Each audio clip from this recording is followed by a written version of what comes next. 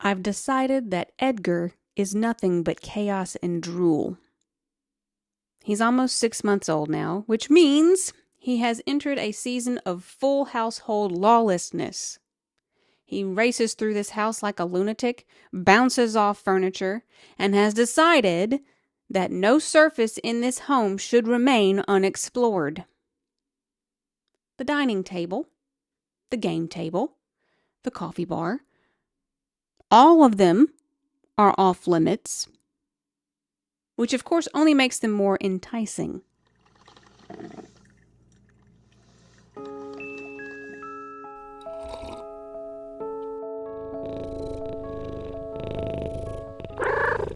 He has also recently discovered his own tail and can now be found chasing it like it belongs to somebody else. A few nights ago, he was flying around the house in one of his usual feral spells while we sat down to watch funny animal videos. Several of the clips included cats making strange noises because what's funnier than a cat howling? At one point, Edgar suddenly went quiet. Then we heard this haunting, unearthly yowl from somewhere inside the house. We all froze. What was that? At first, we thought Boof was reacting to the cat noises on TV, and it still could have been her. But then I leaned over and looked under the recliner I was sitting in. There was Edgar. He had this wide-eyed look. He was puffed up and frozen in fear. I guess he was rattled by the bizarre cries of his fellow felines. I scooped him up, and his little heart, I could feel it racing. And I felt awful the second I realized, oh, those cat noises were scary, weren't they, baby? I held him close and put him in the half bath so that he could calm down and feel safe. And he settled almost immediately. Poor little thing.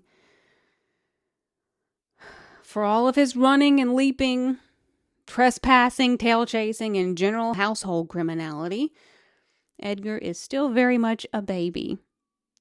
And lately he has become maniacally affectionate.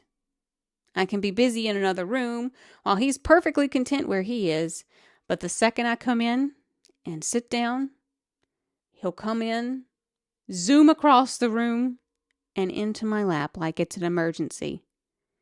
And he starts kneading, and then he starts purring and rolling around in my lap to get comfortable before finally settling.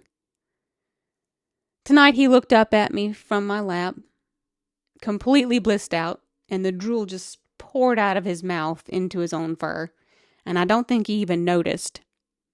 He just stared at me like, "Hey, Mama, I love you so much. You're amazing." And that's the problem.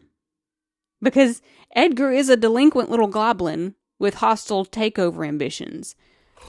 But underneath all the chaos, bad decisions, reckless confidence, and criminal trespassing, there's still a very small little baby who loves his mama with its whole weird, chaotic little heart. And that is how he keeps getting away with everything.